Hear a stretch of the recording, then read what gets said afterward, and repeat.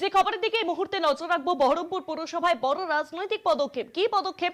Chairman পদ থেকে ইস্তফা নারু গোপাল মুখোপাধ্যায়। আপনাদের জানিয়ে রাখবো যে চেয়ারম্যান পদ থেকে ইস্তফা দিয়েছেন নারু গোপাল মুখোপাধ্যায়। এই মুহূর্তে এই খবর সামনে আসছে, বহরমপুর পৌরসভায় বড় রাজনৈতিক পদক্ষেপ। ঠিক কি কারণে নারু গোপাল মুখোপাধ্যায় তিনি ইস্তফা দিলেন, জানাবেন এই বিষয়ে। ফোনলাইনের সঙ্গে রয়েছেন প্রতিনিধি কল্যাণ চন্দ্র। কল্যাণ, দেখো শুভাঙ্গী, কিছুক্ষণ আগেই নারুগোপাল মুখোপাধ্যায় বহরমপুর পৌরসভার চেয়ারম্যান, তিনি তার পদ থেকে ইস্তফা দিয়েছেন এবং সেই ইস্তফা পত্র তিনি তুলে দিয়েছেন পুরসভার যিনি আধিকারিক রয়েছেন সরকারি তার হাতে। এবং নারুগোপাল মুখোপাধ্যায় স্পষ্ট জানিয়েছেন যে গত যে বিধানসভা হলো সে বিধানসভা ভোটে তৃণমূল এবং কংগ্রেসকে পরাজিত হয়েছে, পাশাপাশি বহরমপুরের মানুষ বিজেপিকে বেছে নিয়েছে।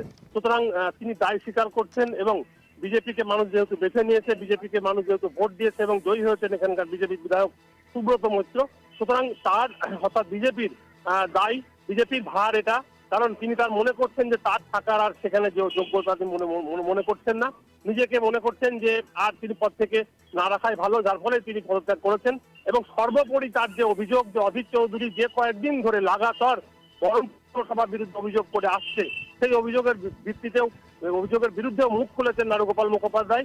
কার্যত অধীর চৌধুরীকে চ্যালেঞ্জ করেছেন যে অধীর চৌধুরী যে সমস্ত অর্থাৎ বহরমপুর পৌরসভা যে সময় কংগ্রেসের পরিচালিত ছিল সেই সময় প্রচুর টাকার দুর্নীতি হয়েছে, কোটি কোটি টাকার দুর্নীতি হয়েছে, এরকমটা অভিযোগ করেছেন।